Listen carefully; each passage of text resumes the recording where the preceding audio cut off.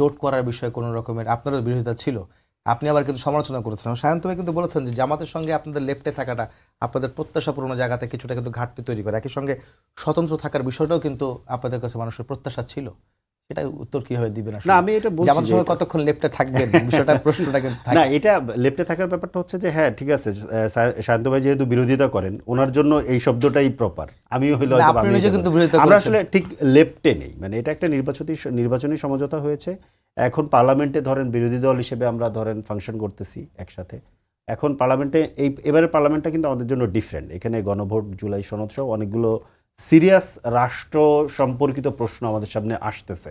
এই বিষয়গুলোকে আমরা ঐক্যমত কমিশনে যেভাবে ধরেন ডিল করছি, এটার আর একটা মানে চূড়ান্ত ফর্ম আমাদের সামনে আসতেছে।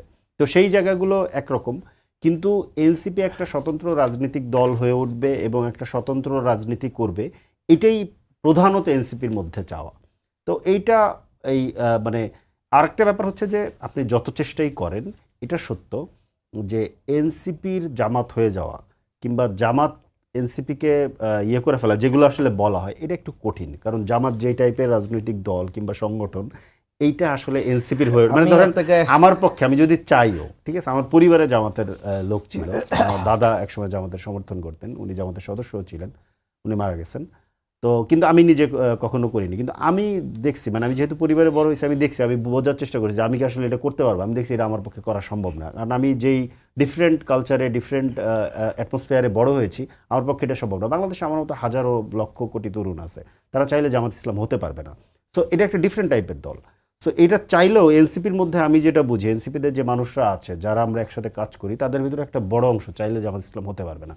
এখন রাজনৈতিক সমঝোতার ক্ষেত্রে যেটা হয় যে নির্বাচনে একটা প্রবলেম আছে আমাদের, যেহেতু এখানে ফার্স্ট পাল পোস্ট যে নির্বাচন, মানে ধরেন দ্বিদলীয় নির্বাচন হয়, তো কারণ যে 1000 ভোটে জিতলে একজন এমপি হয়ে যায়, বাকি ভোটগুলো তো পচা যায়। তো এই নির্বাচনের ক্ষেত্রে বাইনারি হয়ে যায় ইলেকশনের সময়। তো সাধারণত এই পৃথিবীব্যাপী যে যখন ইলেকশন হয়, ইলেকটোরাল যখন অ্যালায়েন্স হয়, এই অ্যালায়েন্সে কিন্তু আপনার ধরেন যারা অ্যালায়েন্স করে কারণে কিন্তু 100% মিল থাকে না রাজনৈতিক মতবাদ কিংবা মতাদর্শের দিক থেকে। এটা থাকার সুযোগও নাই, কারণ তাহলে তো আমি একই দল করতাম, আমি নতুন একটা দল কেন করলাম, তাই না? এটা আসলে সুযোগ নাই। তো ওইটা আসলে হয়ে যাওয়া কঠিন কি।